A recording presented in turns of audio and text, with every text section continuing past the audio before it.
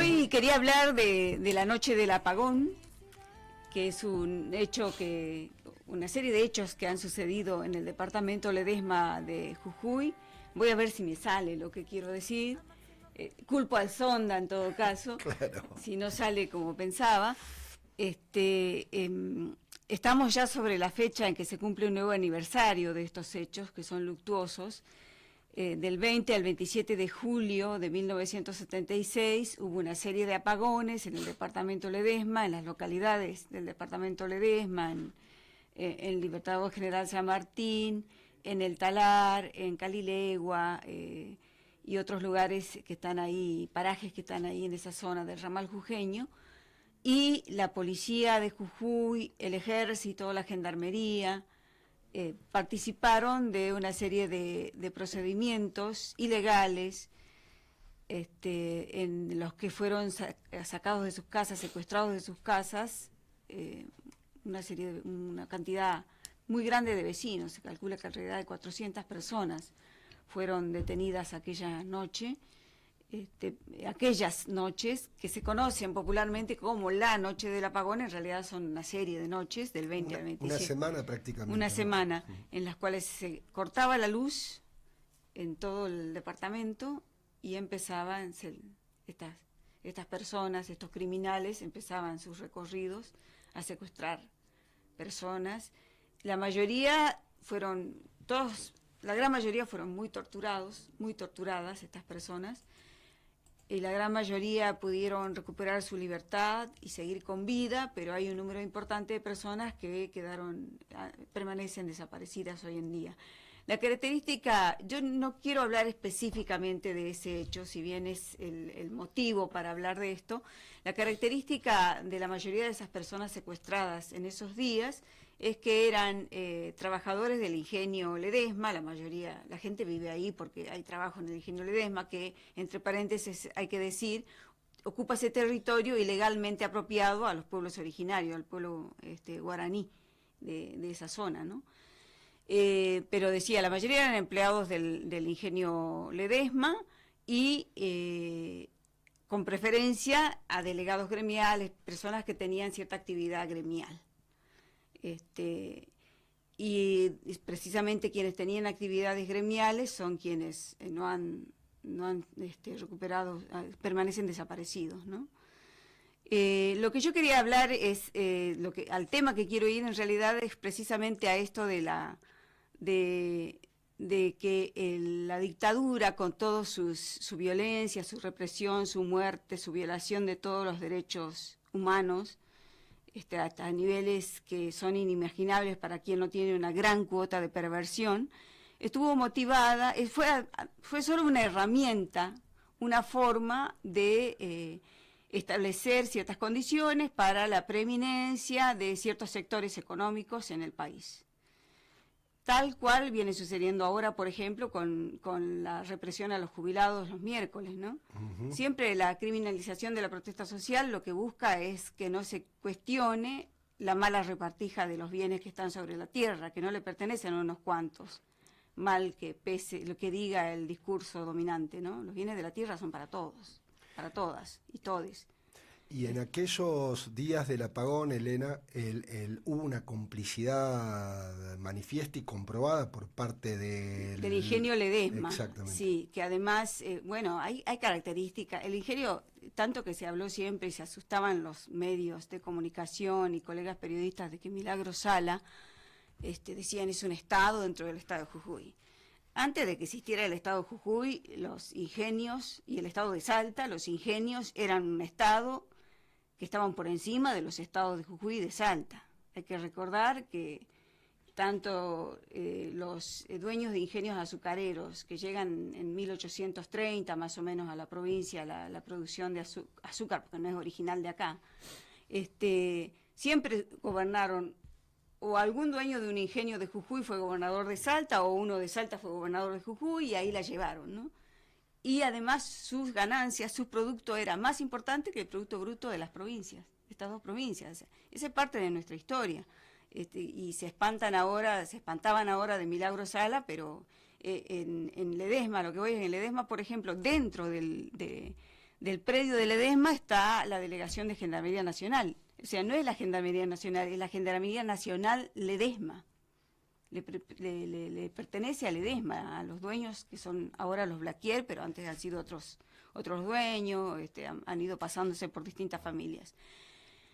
En una visita que realicé al ingenio Ledesma, tuve la oportunidad de ir a su biblioteca, en una de tantas visitas, que fuimos convocados. Fue muy gracioso porque fui junto con otros colegas que hacíamos un suplemento de Derechos Humanos y Cultura que llamaba Otros Territorios, una experiencia muy linda. A alguien del colegio secundario de ahí le había llegado una publicación y nos convocaron para que vayamos a contar la historia de la noche de los apagones, pero ellos vivían ahí, eso es lo curioso, ¿no? Y nos escucharon con mucho asombro. Que desconocían. Claro, con mucho asombro. Tuve la oportunidad entonces he ido otras veces a Ledesma, pero esa vez sí tuve la oportunidad de ir a la biblioteca del ingenio Ledesma y me sorprendió encontrarme con muchísimos, no uno, sino muchísimos ejemplares de un libro que todos deberíamos conocer, porque es parte de nuestra historia y ha constituido nuestro país, así como es parte de la historia de la crueldad de nuestro país, que se llama Las Generaciones Futuras, y cuyo autor es Jaime Perrió. ¿Quién es Jaime Perrió? Jaime Perrió es fue un abogado muy destacado, que fue integrante del grupo Perrió, que fue el grupo ideólogo del golpe de Estado del 24 de marzo de 1976. Jaime Perrió era un militante nazi, nazi, no fascista, nazi. Propugnaba la preeminencia del hombre blanco, del caucásico, hombre, no mujer, no, hombre blanco. Propugnaba que los recursos, los bienes de la tierra están para 4 o 5, él y otras familias más que eran parte de este grupo Perrió, como Blaquier, como García Belsunce. Y lo interesante de conocer la historia de Jaime Perrió es que así ese grupo Perrió, que fue el mentor del golpe de Estado de 1976, se puede hoy identificar perfectamente con el Círculo Rojo. Absolutamente. Perfectamente. El paralelismo es perfecto. No estamos hablando de algo que pasó hace 40 años, estamos hablando de algo que está pasando ahora, con otros nombres, con otras caras, pero es lo mismo.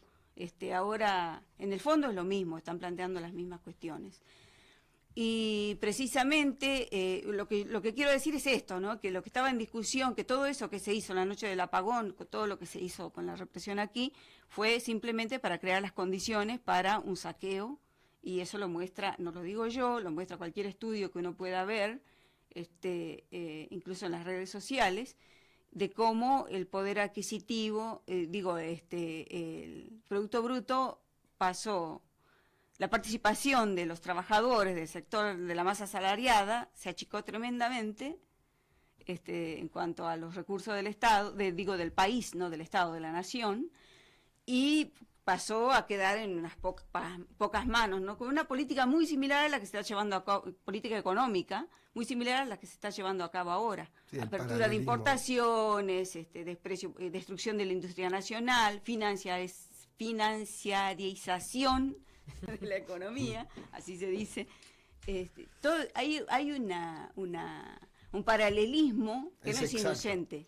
Es exacta la analogía, además, porque tal como la riqueza de los ingenios era superior a la que podía detentar el Estado provincial jujeño o el salteño, hoy tenemos empresas transnacionales, las grandes fortunas transnacionales que detentan riquezas mayores a los PBI de las naciones. Entonces, evidentemente, esto que vos señalás, tomando el caso concreto de la noche del apagón, a 50 años de aquellos episodios, pone hoy de manifiesto lo que está sucediendo, con otra lupa, con otra luz, pero el fenómeno es el mismo, es una minoría de personas que se apropian de la riqueza colectiva para sí mismos y someten al resto de los habitantes a hace 50 años a la desaparición y tortura, y hoy a otros modos de explotación,